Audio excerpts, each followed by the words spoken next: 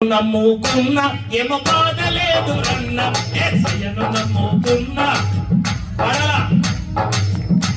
యేసయ్యను నమ్ముకున్న ఏమ బాధ లేదు రన్న యేసయ్యను నమ్ముకున్న ఏమ బాధ యేసయ్య రక్షణ కొడుకు నీ నరుడు దీని నమ్మిన యేసయ్య రక్షణ కొడుకు నీ నరుడు యేసయ్య రక్షణ కొడుకు నీ నరుడు దీని నమ్మిన.